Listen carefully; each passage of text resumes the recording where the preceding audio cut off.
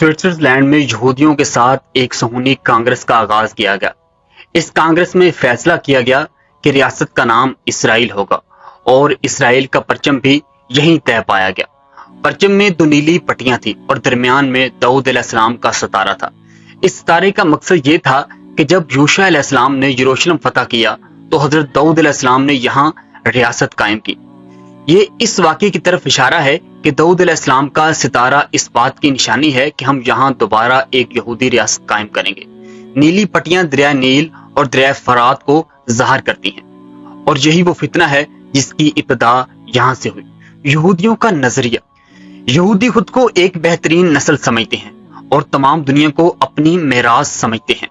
ان کے خیال میں ان کی املاک ان سے جبراً چھین لی گئی تھی اور انہیں یہ سب کچھ واپس لینا ہے۔ یہ ان کا بنیادی عقیدہ ہے۔ پوری دنیا ان کی ملکیت ہے اور وہ اسے دوبارہ اپنے کنٹرول میں لانا چاہتے ہیں۔ فلسطین کی جانب یہودیوں کی ہجرت: ابتدائی طور پر تھیوڈور ہرزل نے فلسطین کے بجائے ارجنٹائن میں ایک ریاست قائم کرنے پر غور کیا تھا، کیونکہ وہاں روچائلڈ فیملی کی بہت سی زمینیں تھیں۔ لیکن بعد میں ہرزل نے فیصلہ کیا کہ انہیں یروشلم جانا ہوگا، کیونکہ یہ ان کے قدیم شہر کا درجہ رکھتا ہے، اور ان کا عقیدہ یہ تھا کہ یہ جو زمین ہے، اس زمین کا خدا نے ان سے وعدہ کیا تھا۔ عثمانی سلطنت اور سلطان عبد المجید دوم کا انکار: تھیوڈور ہرزل نے عثمانی سلطنت کو تمام قرضے ادا کرنے کی پیشکش کی اور زمین خریدنے کی درخواست کی کہ اس کے بدلے آپ ہمیں فلسطین میں زمین دے دیں، لیکن سلطان عبد الحمید دوم نے انکار کر دیا اور جواب میں کہا، یہ زمین خون کے بدلے حاصل کی گئی ہے اور اسے خون دے کر ہی واپس کیا جا سکتا ہے۔ بعد میں سلطان نے ایک فرمان جاری کیا کہ فلسطین اور اس کے گرد و نواح کی زمینیں یہودیوں کو فروخت نہیں کی جا سکتی۔ برطانیہ اور بلفور ڈکلریشن: برطانیہ نے پہلی جنگ عظیم کے بعد فلسطین پر قبضہ کر لیا اور بلفور ڈکلریشن کے ذریعے یہودیوں کو فلسطین میں آباد ہونے کا موقع فراہم کیا۔ یہودیوں کو مکمل تحفظ فراہم کیا گیا اور یورپ سے آنے والے یہودیوں کو فلسطین میں آباد کیا گیا۔ نازی جماعت کا قیام، جسے جرمن سوشلسٹ ورکنگ پارٹی بھی کہتے ہیں۔ جرمنی میں اس جماعت کے قیام کے بعد یہودیوں کو فلسطین کی طرف راغب کرنے کا ایک اور موقع ملا۔ اس دوران یہودیوں نے برطانوی حمایت حاصل کر لی اور مالی طور پر بھی برطانیہ کی مدد کی۔ یہودی قیادت میں اس وقت شدید مایوسی تھی کہ یہودی اپنے مقصد کو بھلا بیٹھے ہیں۔ اس وقت جرمنی میں نازی پارٹی کا قیام ہوا اور وہ پہلی جنگ عظیم کے بعد کے حالات پیدا ہوئے۔ یہودی قیادت کا بنیادی مقصد یہ تھا کہ تمام یہودیوں کو فلسطین کی طرف ہجرت کرنے پر آمادہ کیا جائے تاکہ وہاں یہودی آبادی بڑھائی جا سکے اور ایک ریاست قائم کی جا سکے۔ برطانوی حکومت نے اس معاملے میں ہر طرح کی سیاسی حمایت فراہم کی۔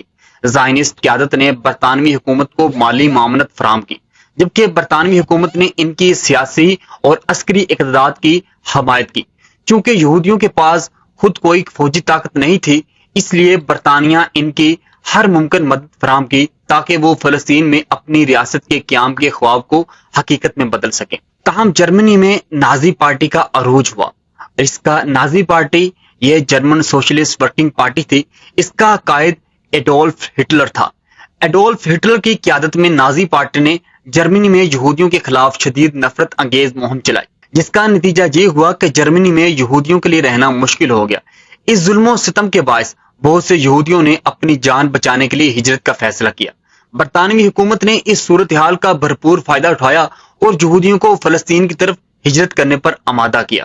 یوں ہزاروں یہودی فلسطین میں آ کر آباد ہو گئے اور وہاں ایک منظم کوشش کے ذریعے اپنی آبادی میں اضافہ کیا۔ یہودی قیادت نے فلسطین میں اپنے اثر و رسوخ کو بڑھایا اور ایک مضبوط یہودی آبادی قائم کی۔ دوسری طرف فلسطین میں پہلے سے موجود عرب باشندے اپنے وطن میں یہودیوں کی بڑھتی ہوئی تعداد اور برطانوی حمایت کو دیکھ کر تشویش میں مبتلا ہو گئے۔